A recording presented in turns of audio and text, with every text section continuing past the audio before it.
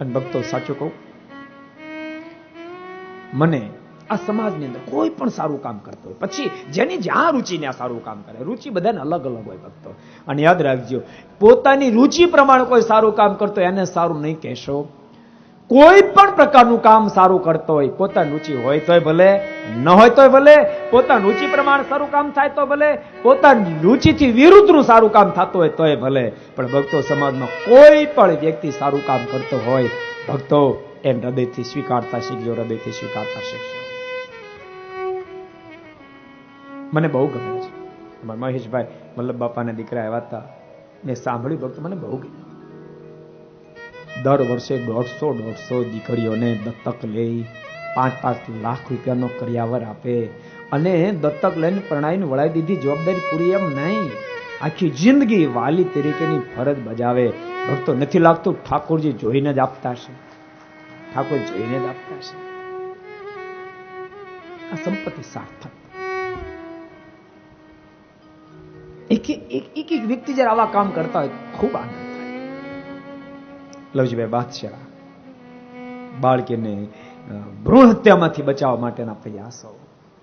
ભક્તો મને એમ છે આ સુરતની અંદર આવા દાતારો હશે ને એટલે ઠાકોરજી સુરત ઉપર વધારે રીઝા હશે, વધારે રીઝા હશે.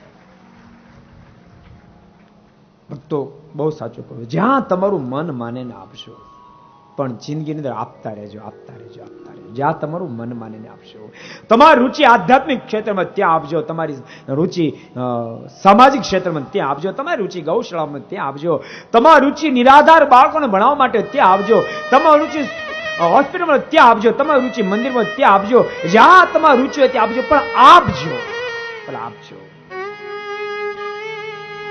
દીવડાનું ઉલે છે રખાય, એને તળિયું ન આવે, અને પાણી તાજું તેલ જેવું રહે.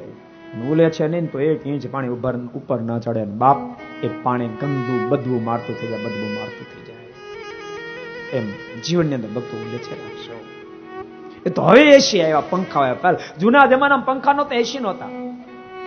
ઓરડા અંદર બેઠા બેઠા પવન ખાવો હોય ને એને આમને સામને 2 બારીઓ મૂકવી પડે. આ બાજુથી પવન આવે ને આ બાજુ નીકળી જાય તો અંદર ઓરડામાં બેઠા બેઠા પવન આવે, ટાટક વળે. એક બાજુની આખી સાઈડ ખોલી નાખે, સામેની બારી ન ખોલે.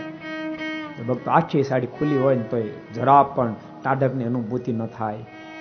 એમ ભક્તો ઠાકોરજી આવકની બારીઓ જયારે ખોલે ને ત્યારે યોગ્ય રસ્તે જાવકની બારીઓને પણ ખોલી નાખજો. બાપ જાવકની બારીઓને પણ ખોલજો.